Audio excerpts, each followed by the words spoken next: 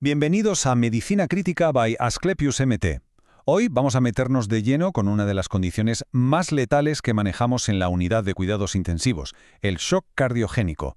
A pesar de todo lo que hemos avanzado, su manejo sigue siendo, un campo de batalla donde la evidencia a menudo es controvertida.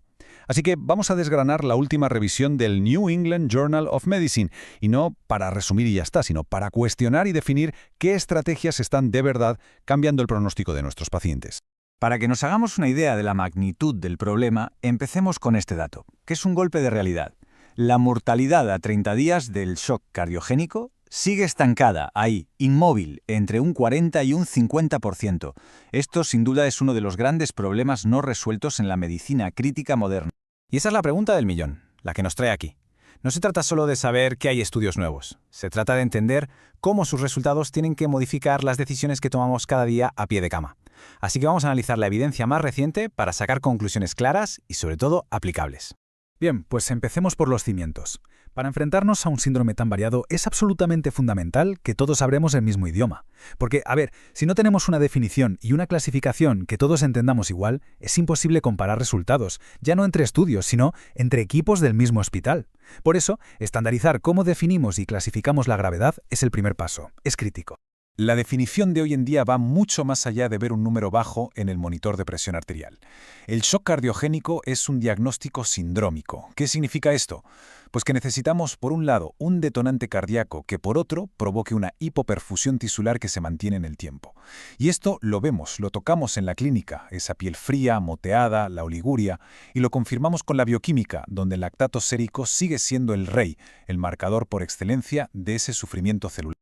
Y aquí tenemos la herramienta que la verdad ha revolucionado la forma en que nos comunicamos, la clasificación de la Sociedad de Angiografía e Intervenciones Cardiovasculares, la famosa SCAI. Nos lleva de la mano desde el estadio A de at risk, que sería el paciente con un infarto extenso pero que aún aguanta hemodinámicamente, pasando por el C, el clásico, que ya necesita soporte vasoactivo, hasta el E, de extremo, el paciente que está en colapso circulatorio. Y ojo, que esto no es un mero ejercicio académico, nos sirve para decidir cuándo escalar el tratamiento y para que intensivistas y cardiólogos hablemos un lenguaje común. Esta imagen es brutal. Captura a la perfección la esencia de la espiral de la muerte del shock cardiogénico. Todo empieza con la disfunción del miocardio, que provoca hipotensión. Y esta hipotensión es devastadora porque reduce la presión de perfusión en las propias arterias coronarias, con lo que isquemia todavía más a un corazón que ya está fallando. Es un pez que se muerde la cola.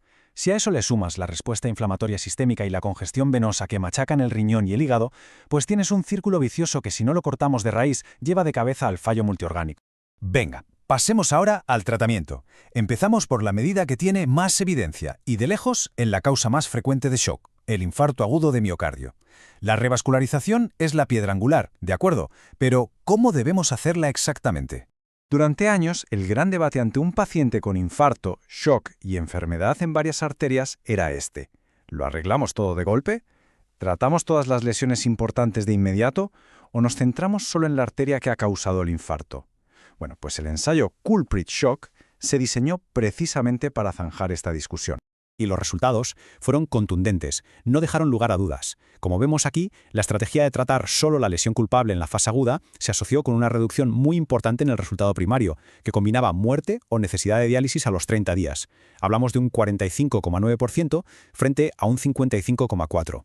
Es una diferencia de casi 10 puntos porcentuales absolutos, una barbaridad, un margen que rara vez vemos en medicina crítica. El dato clave es este, un riesgo relativo de 0,83, con un intervalo de confianza del 95% que no cruzaba la unidad, iba de 0,71 a 0,96. ¿Qué significa esto en la práctica? Pues una reducción relativa del riesgo del 17%, que es estadísticamente muy robusta. El mensaje para el día a día es clarísimo. En la fase aguda del shock por infarto, menos es más. La estrategia es abrir la arteria culpable, estabilizar al paciente y ya pensaremos en la revascularización completa más adelante, en un segundo tiempo. Y ahora entramos en el terreno más pantanoso, el más controvertido y el que más está cambiando, el soporte circulatorio mecánico. Llevamos años buscando un dispositivo que de forma consistente cambie el pronóstico de estos pacientes, pero la verdad es que la evidencia ha sido muy esquiva. Si hacemos un repaso rápido de los grandes ensayos, la cosa queda clara. El IABP Shock 2 demostró que el balón de contrapulsación intraórtico no aportaba ningún beneficio en mortalidad. Más recientemente, el ECLS Shock tampoco encontró un beneficio en el uso rutinario de la oxigenación por membrana extracorpórea venoarterial, y esto nos deja con el único ensayo que sí ha mostrado un resultado positivo. Hablemos del Danger Shock. Este fue un ensayo aleatorizado que comparó el uso temprano de una bomba de flujo microaxial, tipo Impella, frente al tratamiento estándar de toda la vida en pacientes con shock cardiogénico por un infarto con elevación del ST. El resultado primario fue la muerte por cualquier causa a los 180 días. Y aquí saltó la sorpresa. El grupo de la bomba microaxial tuvo una mortalidad significativamente menor, con un hazard ratio de 0,74. Es verdad, y hay que decirlo, que el intervalo de confianza del 95% rozó el larguero, llegando hasta 0,99. Pero aún así, por primera vez, un dispositivo de soporte mecánico demostraba un beneficio en mortalidad en un ensayo clínico aleatorizado y bien hecho. Pero, y este es un pero en mayúsculas, el beneficio no salió gratis. El grupo que recibió la bomba microaxial tuvo una incidencia mucho mayor de complicaciones graves.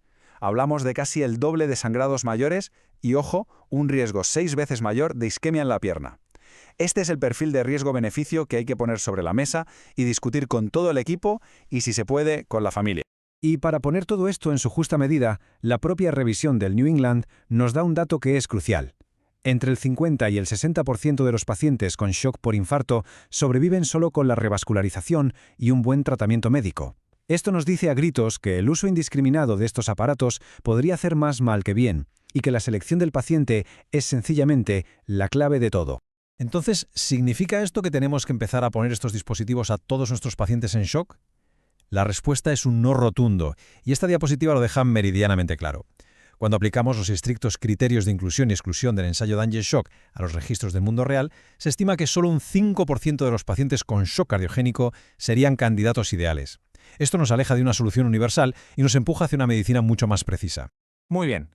Hemos repasado la definición, la fisiopatología, la evidencia sobre revascularización y sobre soporte mecánico.